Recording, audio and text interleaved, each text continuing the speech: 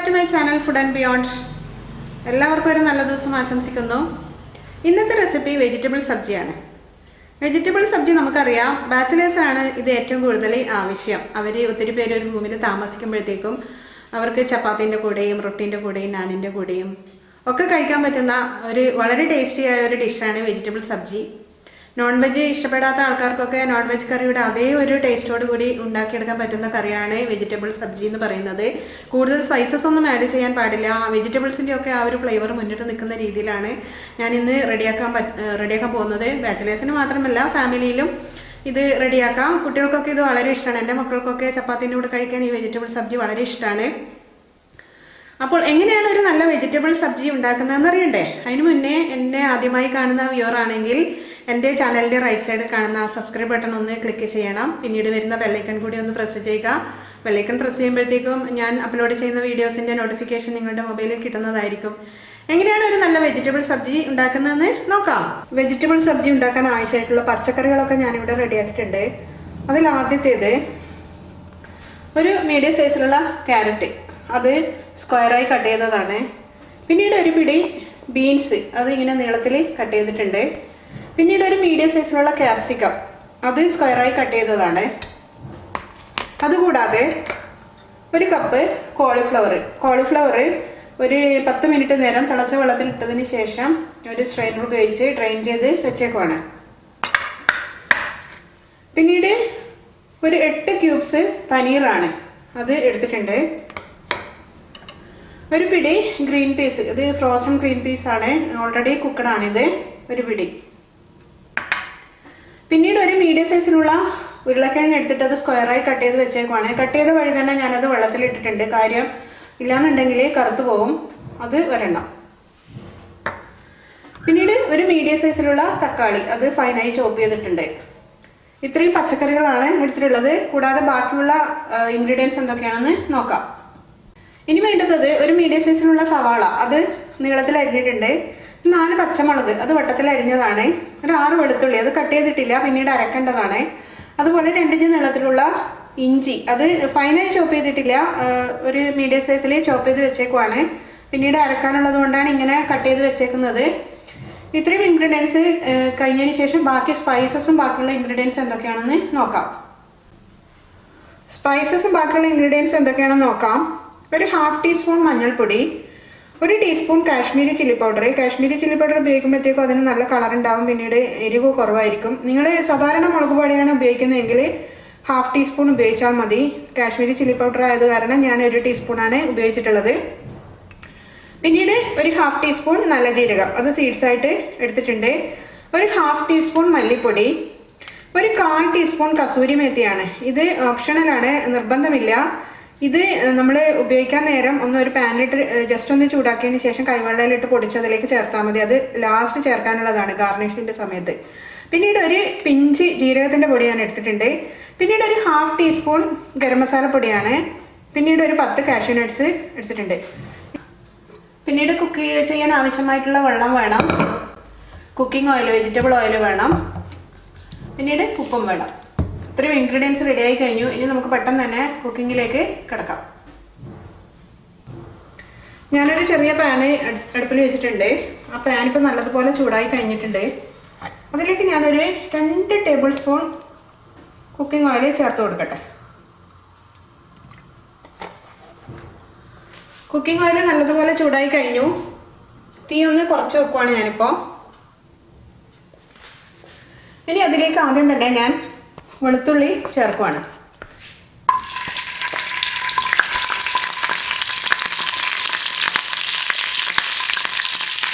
പിന്നീട് ഞാൻ ഇഞ്ചി ചേർക്കുവാണ്.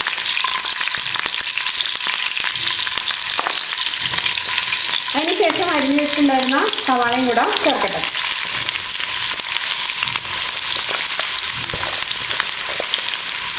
പിന്നീട് പച്ചമുളകും കൂടെ ചേർത്ത് കൊടുക്കണം.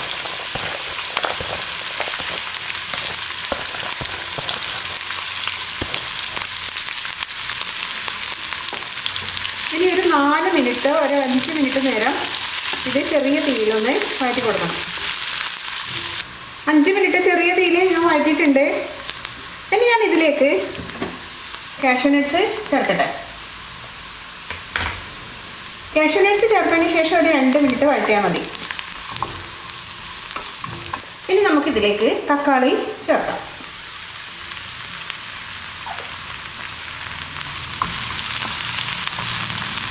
തക്കാളി ചേർത്ത് ഒരു 3-4 മിനിറ്റ് ഒന്ന് വഴറ്റണം. ഈ തക്കാളിയൊക്കെ ഒന്ന് വെന്ത് ഉടയുന്നത് വരെ വഴറ്റി കൊടുക്കണം. തക്കാളി ചേർത്തതിന് ശേഷം ഒരു 4 മിനിറ്റ് ഞാൻ വഴറ്റി കൊടുത്തിട്ടുണ്ട്. തക്കാളി ഓൾമോസ്റ്റ് കുക്കഡായി കഴിഞ്ഞു. ഇനി ഞാൻ ഈ പാൻ അങ്ങോട്ടേക്ക് മാറ്റി നമ്മുടെ സബ്ജി ഉണ്ടാക്കാനുള്ള ഒരു വലിയ പാന് അടുപ്പിലോട്ടേക്ക് വെക്കുവാണ്. ഇതങ്ങോട്ടേക്ക് മാറ്റി വെക്കാം. സവാളയും മറ്റുള്ള ഇൻഗ്രീഡിയൻസും വഴറ്റിയത് ഇവിടെ തണുക്കാൻ വേണ്ടി വെച്ചിട്ടുണ്ട്. അപ്പോൾ ഇവിടെ നമ്മൾ സബ്ജി ഉണ്ടാക്കാനുള്ള ഒരു പാന് ഞാൻ അടുപ്പിലോട്ടേക്ക് വെച്ചിട്ടുണ്ട്. ഈ പാനൊന്ന് നല്ലപോലെ ചൂടായി കഴിഞ്ഞു. ഇതിലേക്ക് ഞാൻ ഒരു 2 ടേബിൾ സ്പൂൺ വെജിറ്റബിൾ ഓയിൽ ചേർക്കുവാണ്.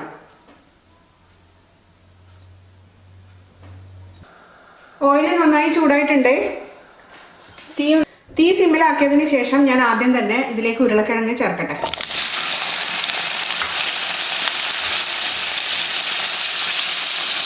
പിന്നീട് ഞാൻ ക്യാരറ്റ് ചേർക്കുവാണ്.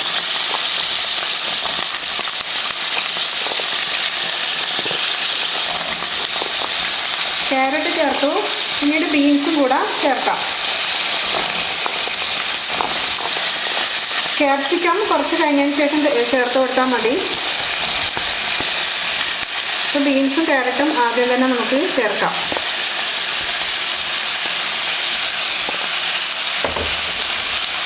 പിന്നീട് കോളിഫ്ലവറും കൂടെ ചേർത്ത് കൊടുക്കാം.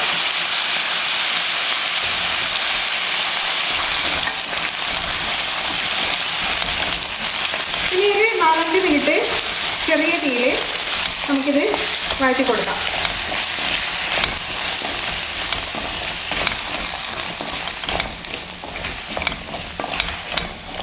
ചെറിയ തീയിൽ 5 മിനിറ്റോളം ഈ പച്ചക്കറികൾ ഞാൻ വഴറ്റി കഴിഞ്ഞു.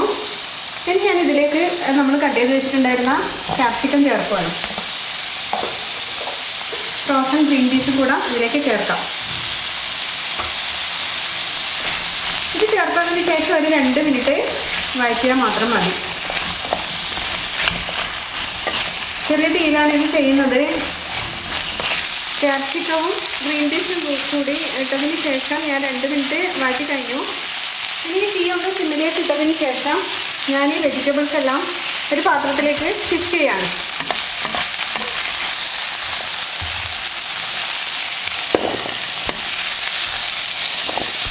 ഇനി ഒരല്പം എണ്ണ ഇതിൽ ബാക്കി കിടപ്പുണ്ട്. ഈ എണ്ണയിലിട്ട് നമുക്കൊന്ന് ഈ പനീർ ഫ്രൈ ചെയ്തെടുക്കാം. 1 മിനിറ്റ് ഫ്രൈ ചെയ്താൽ മതി. പനീർ ഫ്രൈ ആയിട്ടുണ്ട്. 1 മിനിറ്റ് മതി, അധികം മൂക്കണ്ട. ഇനി ഞാൻ ഇതും കൂടെ ഈ ബാക്കിയുള്ള പച്ചക്കറികളുടെ കൂടെ ചേർക്കുകയാണ്. പിന്നീട് ഞാൻ സ്റ്റൗ ഓഫ് ചെയ്യാണ്.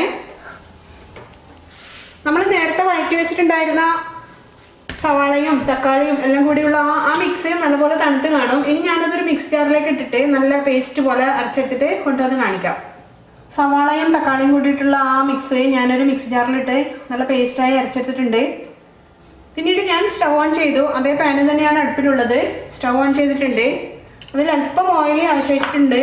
ഇത്തിരി കൂടെ ഞാൻ ആഡ് ചെയ്ത് കൊടുക്കട്ടെ.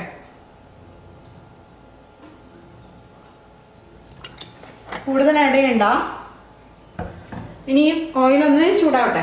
ഓയിൽ നല്ലതുപോലെ ചൂടായിട്ടുണ്ട്. അതിലേക്ക് ഞാൻ ആദ്യം തന്നെ ജീരകം ചേർക്കുവാണ്. ജീരകം ചേർത്തതിന് ശേഷം 1 മിനിറ്റ് വഴറ്റി കൊടുത്താൽ മതി. അതിനുശേഷം നമ്മൾ അരച്ച് പേസ്റ്റ് പോലെ ആക്കിയിട്ടുണ്ടായിരുന്ന അത് ചേർത്ത് കൊടുക്കാം.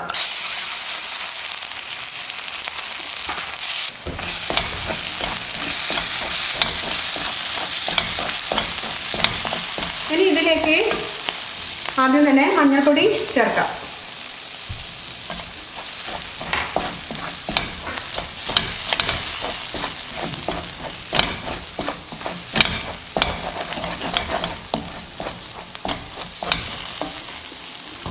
പിന്നീട് മല്ലിപ്പൊടി ചേർക്കുകയാണ്.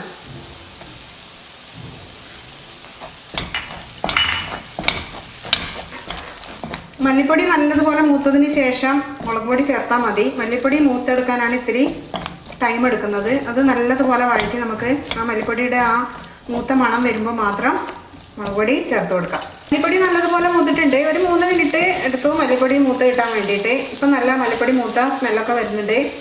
ഇനി അതിലേക്ക് നമ്മൾ കാശ്മീരി ചില്ലി പൗഡർ ചേർക്കുകയാണ്. മുളക് പൊടി പെട്ടെന്ന് തന്നെ മൂത്ത് കിട്ടും. മുളക് പൊടി മൂത്തിട്ടുണ്ട്. ഇനി നമ്മൾ ആദ്യം എടുത്ത് വെച്ചിട്ടുണ്ടായിരുന്ന ആ ഒരു പിഞ്ച് ജീരകത്തിൻ്റെ പൊടിയും കൂടെ ചേർക്കുകയാണ്. കൂടുതൽ ചേർക്കണ്ട, നമ്മൾ ആദ്യം ജീരകം എണ്ണയിൽ പൊട്ടിച്ചിട്ടുണ്ടായിരുന്നു. ഒരു പിഞ്ച് ചേർത്താൽ മതി.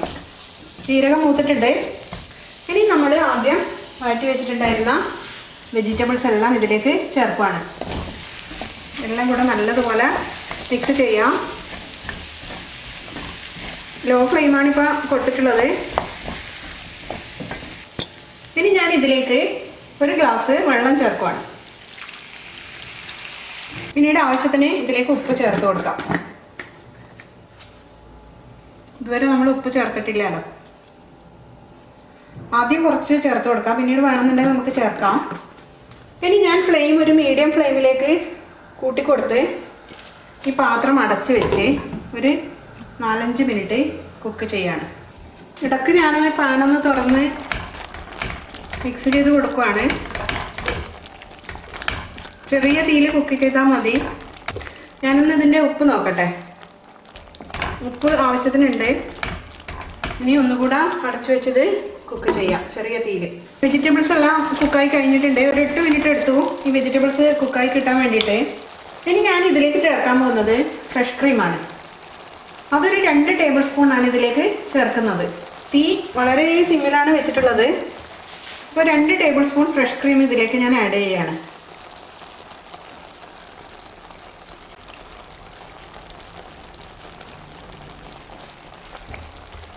നല്ലതുപോലെ മിക്സ് ചെയ്യാം. ഇനി ഞാൻ ഇതിലേക്ക് ഗരം മസാല പൊടി ചേർക്കുകയാണ്. ഫ്രഷ് ക്രീം ചേർത്തതിന് ശേഷം 1 മിനിറ്റ് ബോയിലായാൽ മാത്രം മതി, കൂടുതൽ ആവണ്ട. ഇനി അവസാനമായിട്ട് കസൂരി മെത്തി, അത് ഞാനൊരു ചെറിയ പാനിലിട്ടൊന്ന് ജസ്റ്റ് ചൂടാക്കി വെച്ചിട്ടുണ്ടായിരുന്നു. ഇനി അതിങ്ങനെ നമ്മുടെ കൈവെള്ളയിൽ വെച്ച് ഒന്ന് തിരുമ്പി കൊടുത്തതിന് ശേഷം ഇതിലേക്ക് സ്പ്രെഡ് ചെയ്യാം. എല്ലാം നല്ലതുപോലെ ഒന്ന് മിക്സ് ചെയ്യാം. ഇനി ഞാൻ സ്റ്റൗ ഓഫ് ചെയ്യാണ്. ലാസ്റ്റ് ഗാർണിഷ് ചെയ്യാനുണ്ട്. ഇത്തിരി മല്ലിയില തൂക്കി കൊടുക്കുകയാണ്. മല്ലിയില തൂക്കി കഴിഞ്ഞതിന് ശേഷം ഈ പാന് അടച്ചു വെക്കണം. അടച്ചു വെച്ചതിന് ശേഷം ഒരു 5 മിനിറ്റ് കഴിഞ്ഞിട്ട് നമുക്ക് തുറന്ന് മല്ലിയില എല്ലാം കൂടെ മിക്സ് ചെയ്താൽ മാത്രം മതി. മല്ലിയിലയുടെ ഫ്ലേവറൊക്കെ ഈ കറിയിലേക്ക് ചേർന്ന് കിട്ടാനാണ് ഒരു 5 മിനിറ്റ് ഈ പാന് അടച്ചു വെക്കുന്നത്. ഒരു 5 മിനിറ്റ് കഴിഞ്ഞിട്ട് നമുക്കിത് ഓപ്പൺ ചെയ്യാം. 5 മിനിറ്റിന് ശേഷം ഞാനിതിൻ്റെ അടപ്പൊന്ന് തുറക്കട്ടെ.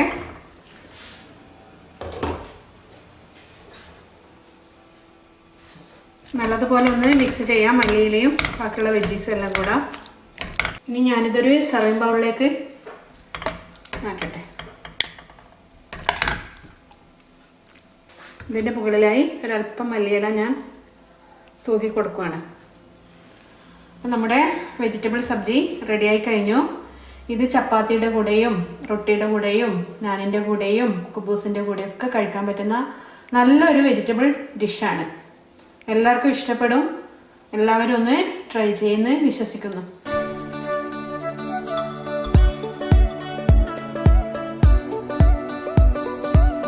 ഉണ്ടാക്കിയ വെജിറ്റബിൾ സബ്ജിയുടെ റെസിപ്പി ഇഷ്ടപ്പെട്ടോ?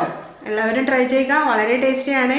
ഞാൻ എപ്പോഴും ഉണ്ടാക്കുന്ന ഒരു കറിയാണിത്. അപ്പോൾ കുട്ടികൾക്കൊക്കെ വലിയ ഇഷ്ടമാണിത്. കൂടുതൽ എരിവൊന്നുമില്ല. കാശ്മീരി ചില്ലി പൗഡർ യൂസ് ചെയ്യുന്ന കാരണം അതിന് കൂടുതൽ എരിവൊന്നും കാണില്ല. ഇഷ്ടപ്പെട്ടിട്ടുണ്ടെങ്കിൽ എൻ്റെ ഈ ചാനൽ ലൈക്ക് ചെയ്യണം, ഷെയർ ചെയ്യണം, സബ്സ്ക്രൈബ് ചെയ്യണം. വീണ്ടും മറ്റൊരു നല്ല ഡിഷുമായി കാണുന്നത് വരെ it's me Sudha signing off. Thank you for watching my video.